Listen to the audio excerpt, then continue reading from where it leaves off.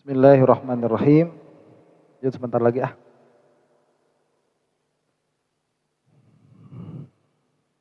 Wa min syaratil far'i, dan di antara syaratnya furu'.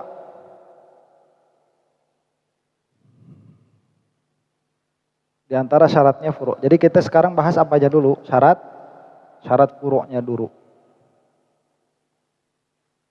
Ayyakuna munasiban lil asli. Seharusnya furu' itu sesuai dengan asal. Fima yujma'u bih, di dalam apa-apa yang disatukannya, dijadikan jami'. Bainahuma lil hukmi, di antara asal dan furu' atas hukum. Jadi harus ada kesesuaian di antara yang jadi jami'. Ilhaq itu menetapkan, menemukan ilhaq tuh. Nah, bagaimana sesuatu ini bisa ditemukan dengan yang lain? Misalkan tadi seperti gandum dengan beras. Gandum ini kan usul, beras itu kan furu'.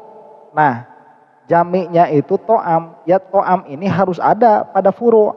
Apakah benar beras itu tu'mun atau bukan? Kalau bukan tu'mun, ya tidak bisa jadi furu' bagi gandum. Berarti kias tidak terjadi. Nah, itu harus tahakkuk, jami'nya harus ada. Ya. Harus ada kesesuaian. Jadi kalau di dalam kiasul ilat gampang. Yang susah itu di dalam kias syabah tadi, susah. Karena saling tarik menarik. Jadi kayak si hamba sahaya tadi, ada bagian sama dengan orang merdeka, ada bagian sama dengan bahaim, dengan hewan. Cuman bagian dengan bahaimnya lebih banyak daripada yang sama dengan manusia merdekanya. Ayyu jama'a bainahuma bi munasibin lil hukmi. Yaitu maksud dari perkataan tadi adalah dijama', disatukan di antara keduanya, yaitu asal dan furu', karena adanya yang menyamakan lil hukmi terhadap hukum. Bisakah kita itu menyamakan antara motor dengan gandum? Gak bisa lah. Ya, karena tidak ada jami, tidak ada munasib. Ya, nah Ustadz, ini kan motor suka dipakai buat cari makan. Ya enggak lah. Karena bukan makanya jadi tidak tahakkuk, meskipun motor ini secara jauh itu bisa dikiaskan kepada gandum karena dicari alat untuk mencari makan, tapi kan tidak tahakkuk begitu jami'nya, maka nggak bisa.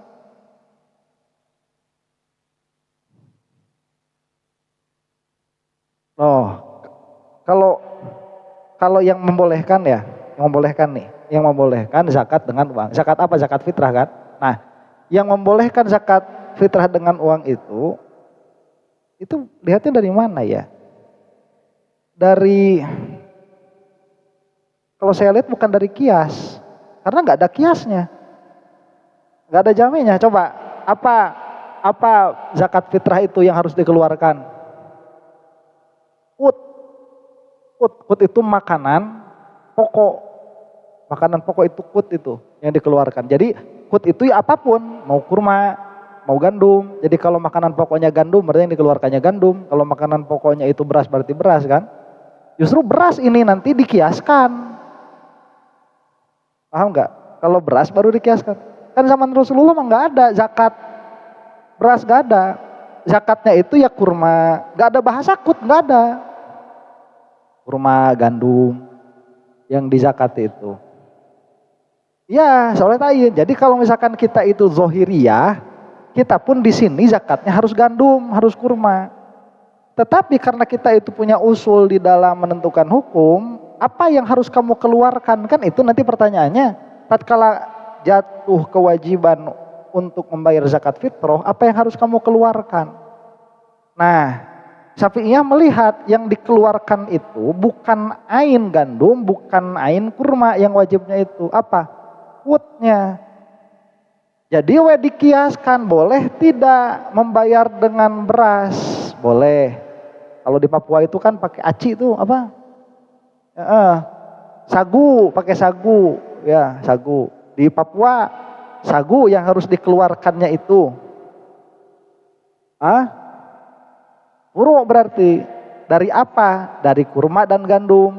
Nah, sekarang gimana kalau ngeluarinnya uang? Kan begitu. Itu mah mengeluarkan bukan quote. Jadi nggak ada jami antara uang dengan kurma. Nggak ada jami antara yang ada jami itu kurma dengan beras dengan sagu. Kalau dengan uang nggak ada jami, makanya itu mah membayar dengan qimah, membayar dengan harga. Nah, apakah diperintahkan membayar dengan harga? Nggak ada perintahnya. Syafi'iyah tidak melihat ada perintahnya. Paham? Membayar dengan qimah itu nggak ada perintahnya, karena perintahnya itu mengeluarkan qut. Maka kamu harus mengeluarkan qut. Qimah tidak berlaku. Itu Syafi'iyah. Hanafiyah beda melihatnya. Hanafiyah itu tidak melihat mengeluarkan zakat fitrah itu dari apa, dari tadi itu bukan qimah, apa bahasanya tadi, makanan pokok itu, dari quote. Tidak. Hanafiyah itu melihatnya itu boleh hanya dua itu, kurma atau gandum. Zohir. Dan Rasulullah nggak pernah ya nggak ada kias-kiasnya tuh. Cuman bayar dengan qimah sama dengan bayar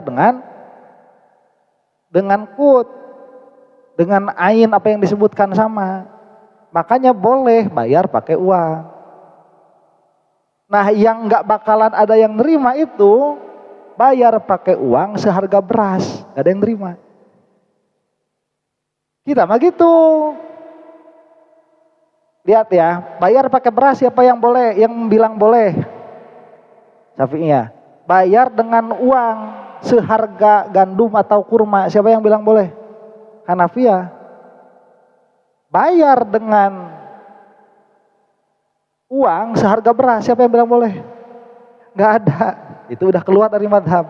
Itu yang namanya apa? Mencampur madhab itu. Apa namanya? Talfik. Itu yang namanya talfik yang diharamkan. Jadi kalau mau pakai uang silahkan ikut ke mazhab Hanafi, tapi seharga gandum atau seharga kurma. Kalau dengan uang.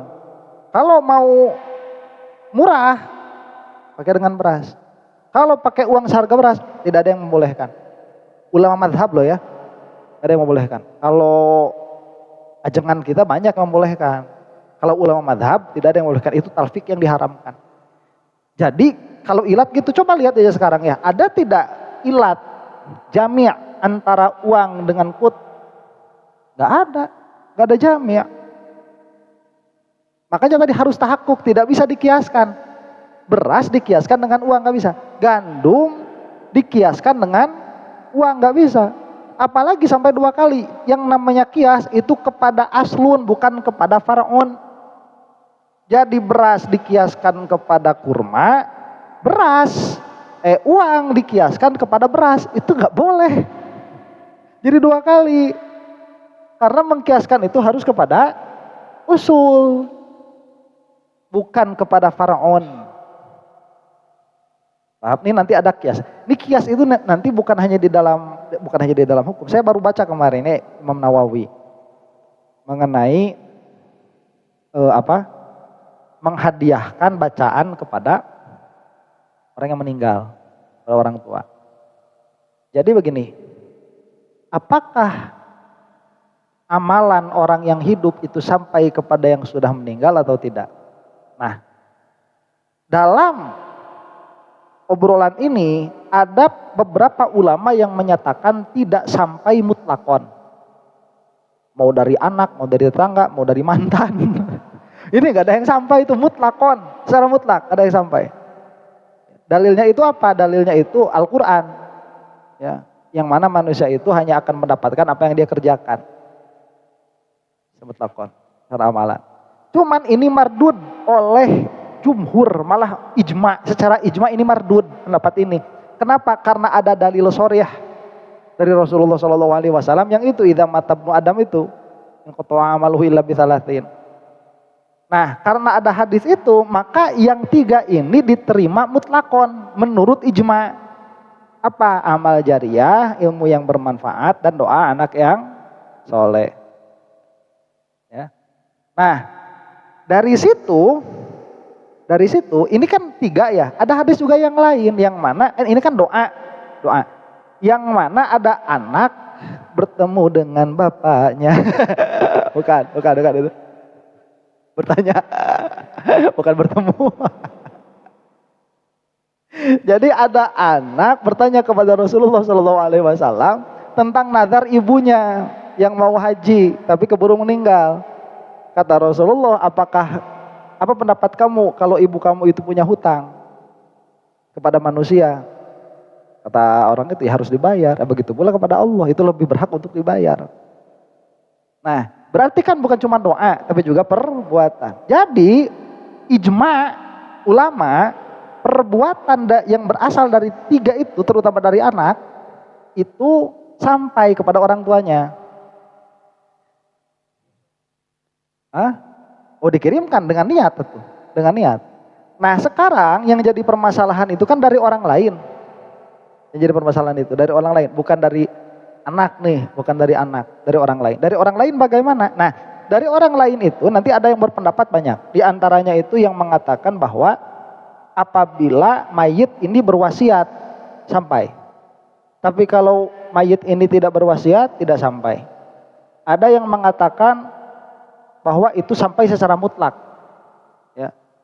Ada yang mengatakan tidak sampai secara mutlak selain yang tiga itu.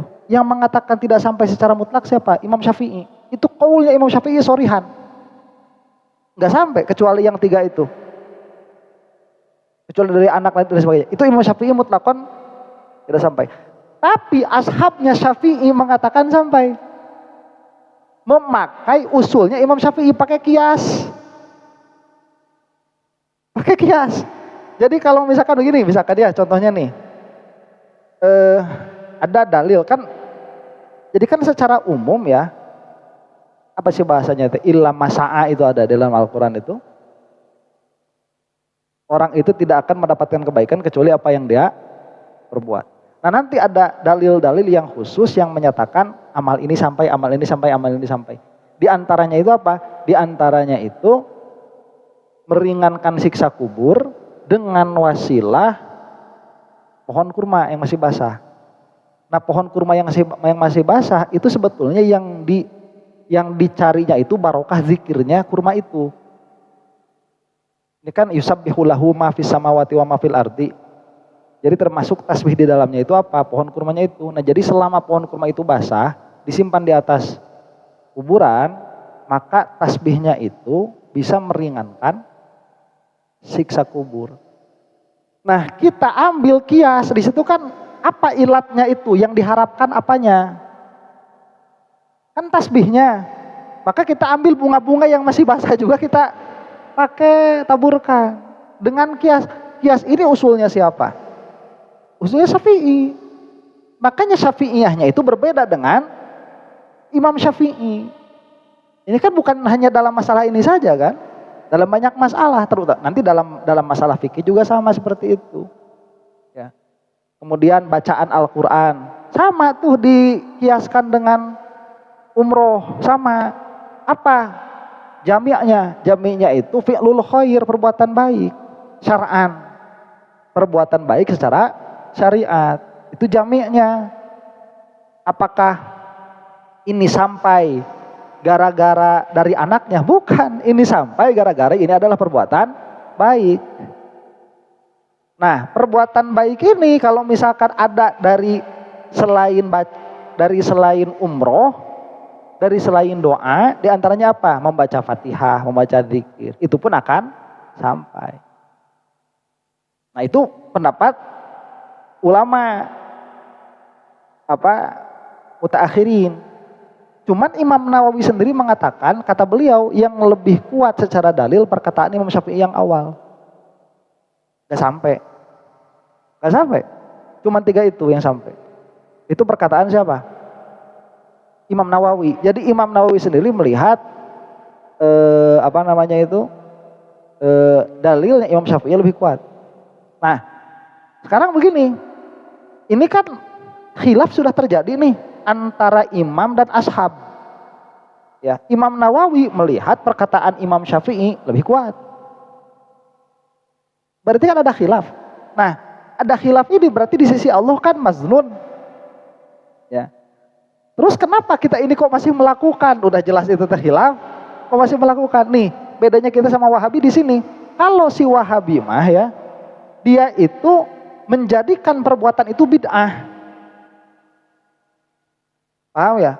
Menjadikan perbuatan itu jadi ngirim Fatihah jadi bid'ah, terus nabur bunga jadi bid'ah, pakai air jadi bid'ah. Nanti kekuatan bunga sama air itu kuat bunga secara kias.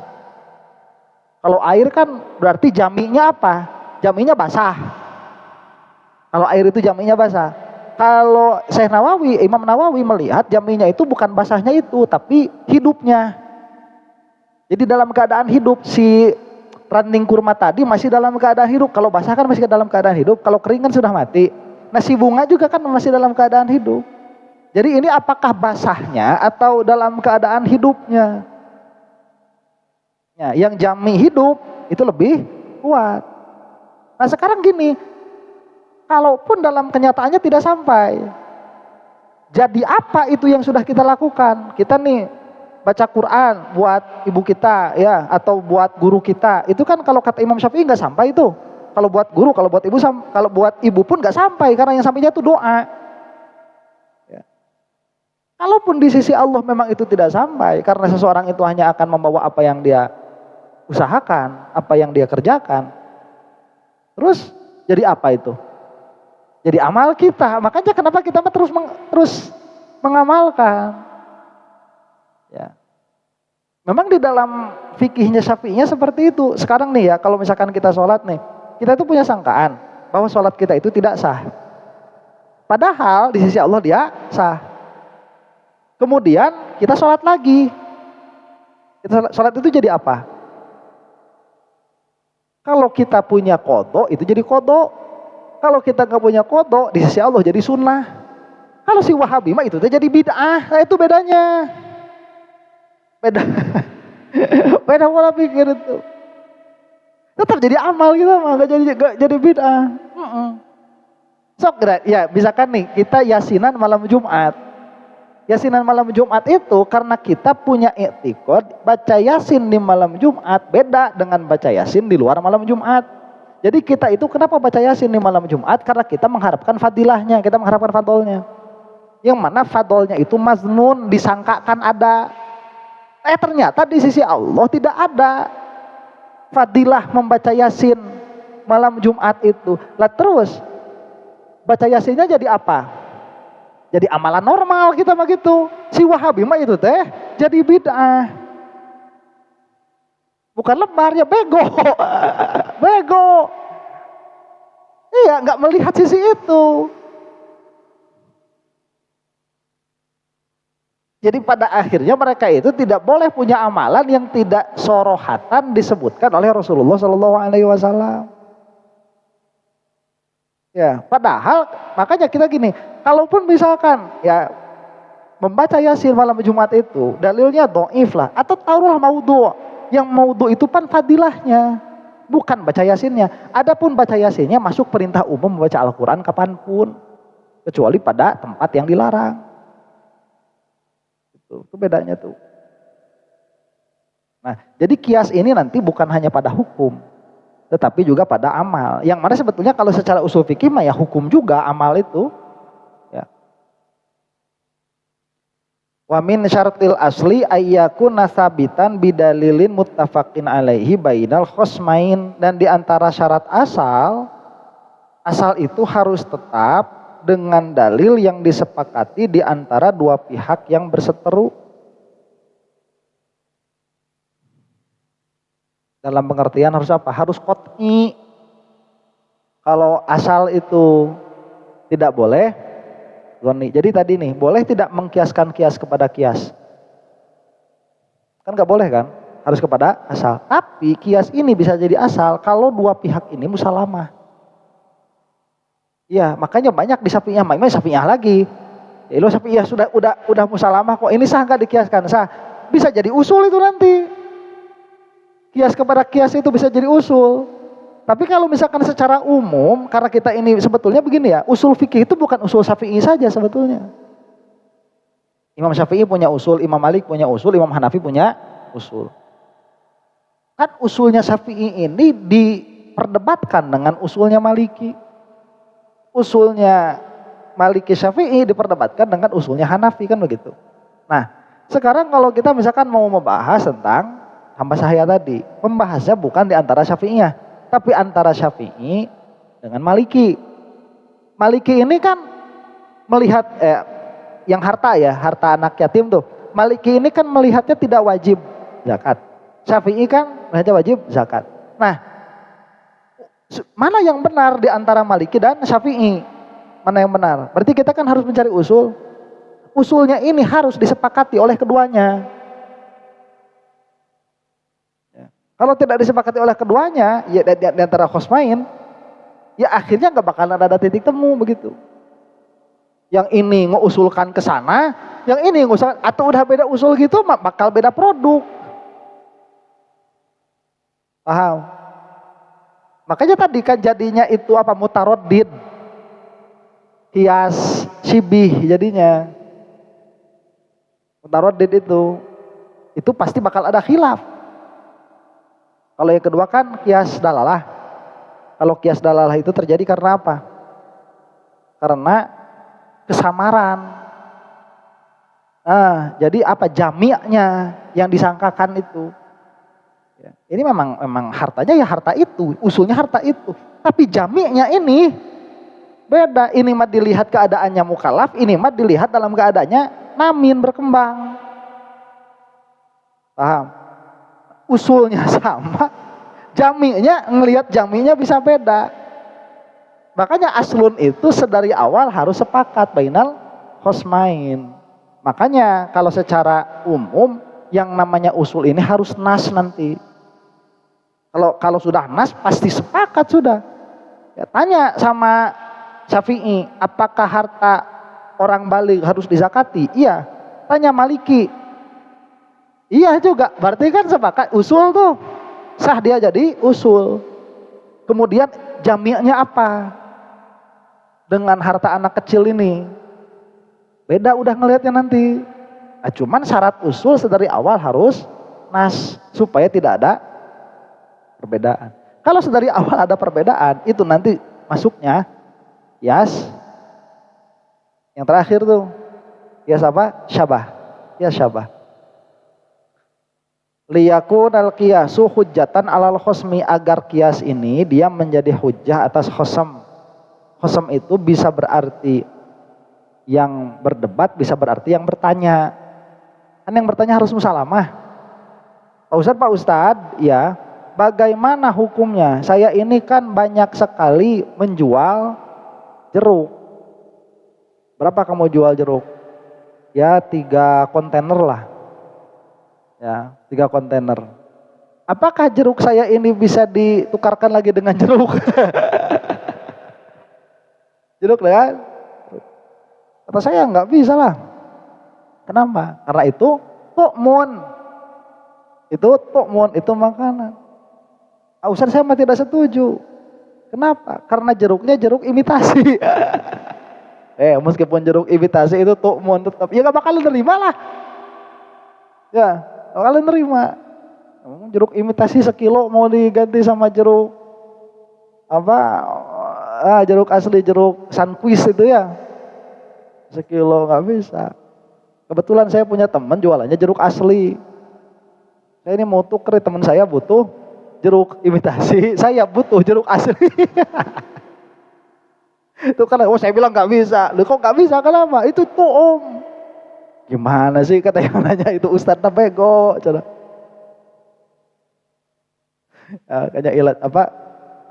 Harus sama. Fa in lam yakun khosmun fasyartu thubutu hukmil asli bidalilin yaqulu bihil qais.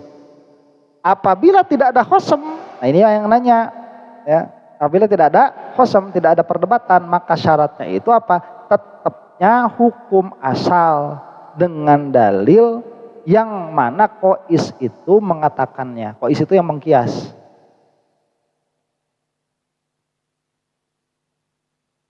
Ya harus tetap.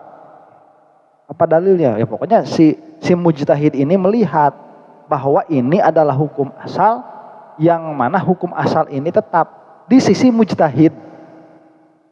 Meskipun tidak qot'i. Jadi qot'i itu harus ada tatkala ada khosam. Jika tidak ada khosam, tidak ada perdebatan, maka boleh mujtahid ini melihat tetapnya hukum asal meskipun dia tidak musalamah. Ya, nggak ada yang musalamahnya begitu.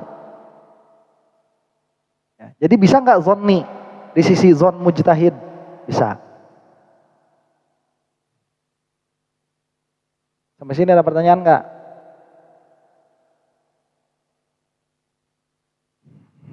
Nggak ada ya? Kalau nggak ada saya mau bikin video dulu ya. Allahu a'lam bishawab.